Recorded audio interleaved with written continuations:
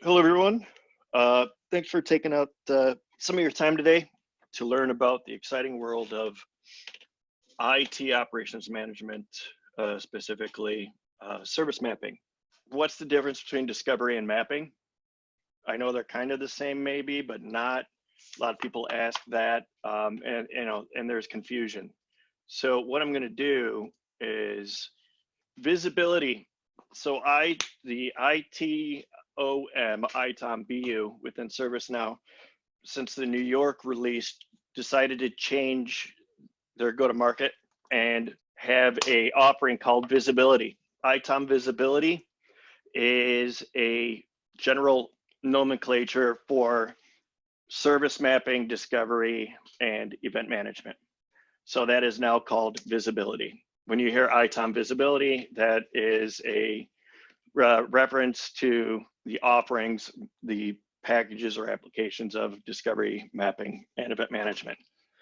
So what I'm just gonna do a couple slides. I'm gonna do some slides, and a lot of it's gonna be GUI, demo.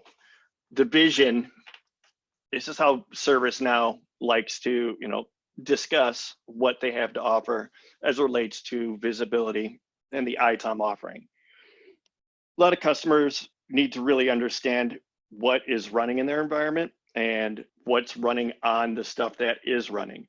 So if you think about, if you're responsible for an infrastructure, a data center, and you're walking in the data center and you see these servers with these blinky lights, and you walk up to a server, you have no idea what that server is doing. You don't know what's running on that server. If that server goes down, you have no idea what that's going to impact. What impact does that have to your business? Most customers, I would say all customers, really do not have that kind of visibility into their environment. So when things do occur, you could hear about customers having all of these different tools for monitoring their infrastructure, or not knowing, hey, something happened, I have no idea what that impacts. That's where visibility comes into play. That's where service mapping, discovery, and event management come in. And again, here's another slide deck or a slide kind of demonstrating, all of this different information. We have all these different tools, event sources. We're using discovery and other third-party data sets to put in the CMDB. That's great. We have all this data. How do we actually use it or apply it and contextualize it and make it useful? Because you could have all the data in the world and you could have the fastest CMDB, but if it's not doing anything beneficial to your business, then there's no point. So the whole point is to help make more intelligent decisions based on the information that you're gathering about your infrastructure. The deal is remediation, detection from event management, always as rapidly as possible, refresh your CMDB using discovery, service mapping, and if events do occur, you'll know what that impacts, how that impacts your business, your infrastructure, your end user applications. And this is the slide of slides. The whole point, bringing all these different pieces of information together, event sources, application tools, collecting metrics, applying that to what a service map is. So what is the difference between dependency mapping and service mapping? So if you take a look at this one graphic here, this screen grab with this Linux server and all of these squiggly lines drawn from it, this is what you would refer to as a dependency mapping. Dependency mapping just means this server has a bunch of things running on it. And these things that are running on it, different applications, which are connected to different disks and different network devices. So dependency mapping is just an overall base inventory of processes and applications running on a CI or a server. So anything that's running, any process, it's connected to this port, connected to this other server, connected to this physical disk. That's your dependency. So that's everything that server's running. The difference is service mapping. Service mapping only cares about a specific service running on that specific server. So it's more of a finite, laser focused view. So you don't care about all of the resources and things that are running on that server. You just care about the resources that are running on that server that are specific to a application or service. Does that make sense? You would dependency mapping occurs out of the box with discovery. So when discovery runs, no additional tweaks need to be done to enable that. Out of the box, you run discovery, fingers crossed everything works flawlessly. And if it does, you will get this view on this right side, which will have dependency mapping of all of the different components that were discovered. You would use service mapping when you are at a point where you're mature enough where you and your company, your organization can leverage and is interested in the mapping of specific services. So a service definition is something that you as an IT organization would offer the end user as a service, a portal, for example, timesheet portal. If you would take a look at if you're a banking company and you have a portal for end users to deposit their checks, that would be a service that you would map. So if you think about it, I would say if you could use a service as a verb, so if you say, hey, go Google something, that means you're going to go search it. That would be a service. Or, hey, go email this, or I want you to go ahead and run this remediation in this specific application. That would be a service. Does that make sense? I'll never tell a customer, don't leverage what you already have. What I usually recommend is using discovery and then augmenting and enhancing the discovery data with their other data sets. Any advanced functionality that a customer's looking to do, even some of the, just CMDB health, it's very difficult to tell a customer, or I would never say, hey, you know what, if your CMDB is not being refreshed frequently, or if it's not being maintained properly, I don't have any faith in it, and I would not want to take the next step. So if a customer, and I've had this happen many times, where a customer says, I want to do event management. Perfect, let's do it. So tell me about your environment, how you doing discovery? Oh, we don't have discovery. No, then we're not doing event management, because a lot of the core, the CMDB and the data has to be true or valid. And if you're running some of these advanced functions like event management, and event management requires relationships to show you what the root cause analysis is. And if that data is bad because it's manually fed, I would get discovery first and get that working So this is an interactive demonstration of, the art of the possible, which tie in service mapping, obviously, and discovery and event management. So anything under that visibility umbrella.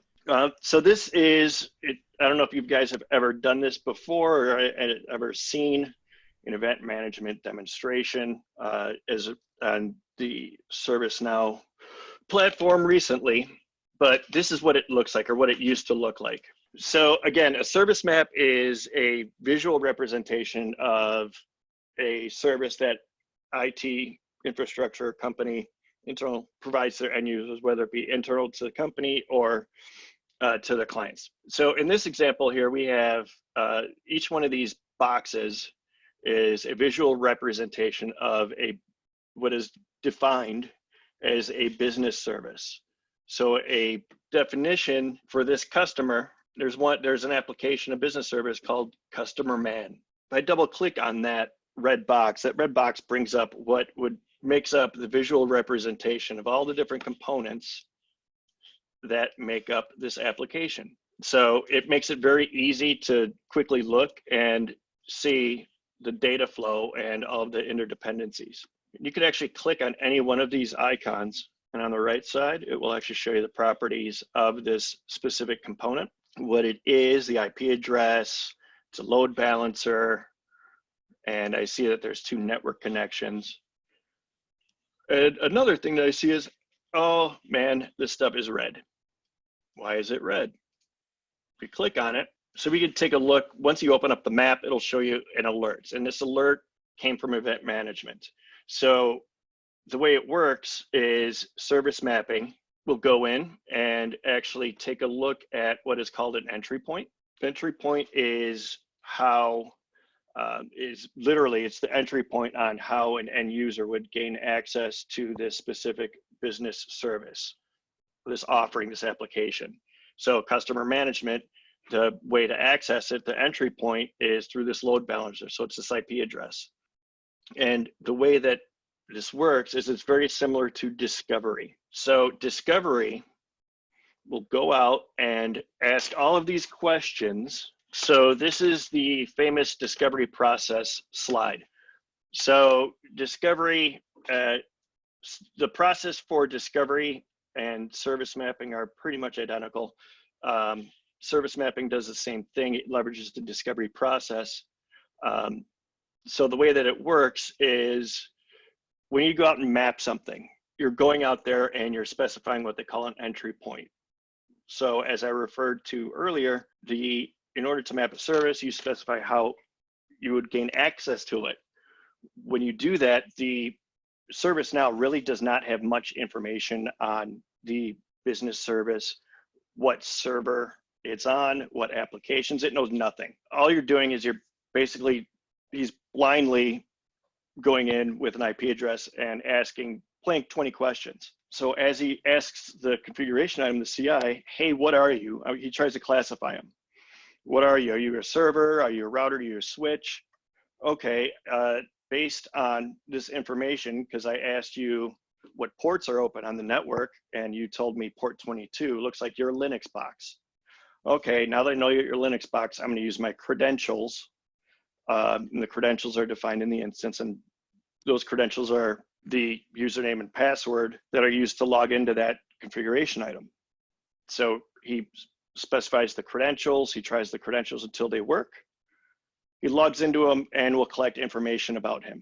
And some of that information is IP address, MAC address, what applications are running, along with what other resources are you connected to. I see that I'm trying to map an application and I see this application process running. What are you connected to, application process? I'm connected to this other server on this IP address on this port. Thank you. And then he will go and move on to the next thing, whatever the next step is in that business service. So he will start at the entry point and continue to ask questions and to the next item to figure out what the next thing is. So that is at a crazy high level how the service map is built.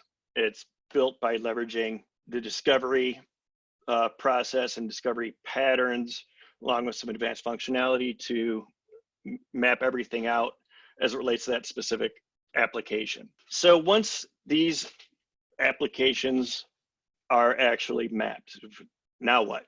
What am I going to use them for? There are plenty of things to use them for. One of them would be config and change management. So if I were to go in and propose a change on this server, this configuration item, so this web server, and if I were to go and put in a change, and I won't because it's going to take, I'm running out of time because there's a bunch of stuff I still want to cover. If I was to go and put in a change and submit it, it will actually alert me, because I'm putting in the change, hey, this is going to impact this business service or services. It's also going to alert the owners that there's going to, I'm putting in a request. And it's also going to, whatever it is scheduled, if I am doing any type of event management, it's going to suppress the alerts because I already have a plan change. So as I'm doing my work off hours and alerts come in because I'm doing some work, it's not going to go to the alerts console. It's not going to go to the NOC and alert anybody because it already knows that there's a plan change. Another thing that is nice is if you were to take a look up here in this chart, let's see, And I do not think the dates and times reset, which is too bad. But up here, this is actually a time chart. It's almost like a TiVo. So fast forward and rewind. So it's red, but if I would have reset the time before this demonstration, you would have seen red and green. So you could actually go back in time, and if it were green at some point over here, I could actually rewind to a point in which this business service was actually functional. And I could actually show the difference in the configuration change between when it was working and when it wasn't. So it gives you insight into what has changed. It could be something as simple as there was a planned outage, they applied a service pack, which went sideways, and it is causing issues. And the easiest way for me to see that is just by, if I would have looked, here we go. Here's a little difference. So as you can see here, at this point, the Apache server had a minor issue, and then all of a sudden, now this server is having an issue.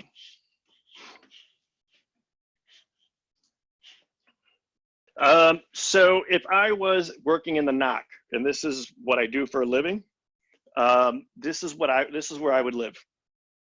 This is what they call the operator workspace.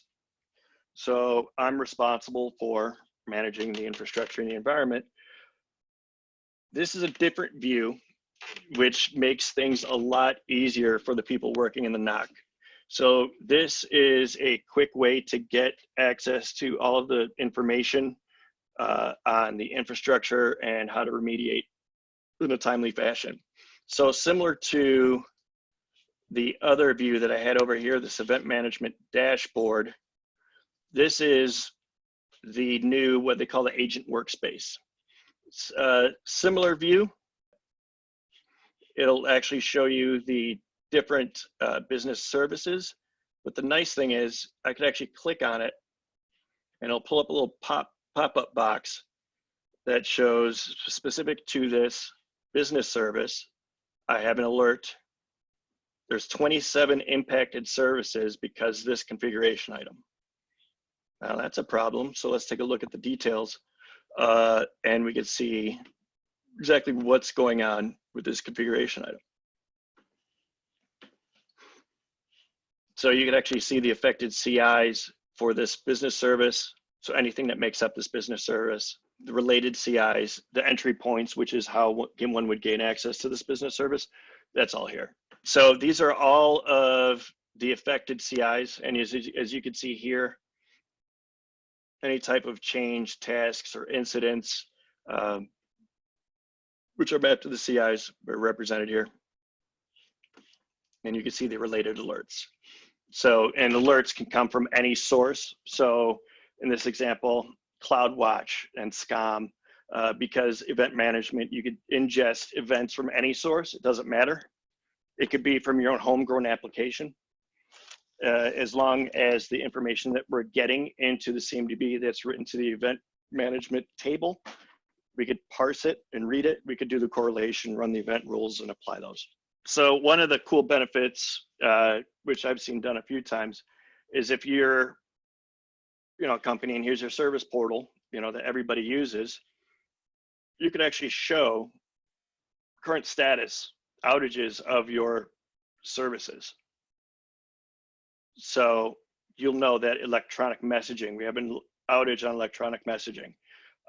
It is a lot more helpful if the event says, hey, outage electronic messaging instead of error server acme 12 dot microsoft.com is down. That doesn't mean anything. But if it says outage electronic messaging, that means something. The fun thing when it comes to discovery is to deploy discovery, if you have just 3 things, you could deploy discovery within a day, start to finish. Trick is getting those 3 things. Credentials, which is one of the 3 things. functional mid-server, which is the second. And then third is tell me which networks you want to discover. That's all you need. The trick for most people is the one item, which is credentials. Because there's a lot of confusion, there's a lot of fear. So anytime that you say, hey, I need credentials, people get scared. And then when you say, oh, I need credentials for your Unix boxes and I need to elevate them and it requires sudo, that's when you hit the wall. But if you sit down with the people, depending on who you're talking to, each organization is different, and explain to them what you're doing, why you're doing it, and then go through slowly and explain to them, here's the commands that are run, here's why they're running, here's what we're collecting, here's why we need it, you'll be fine.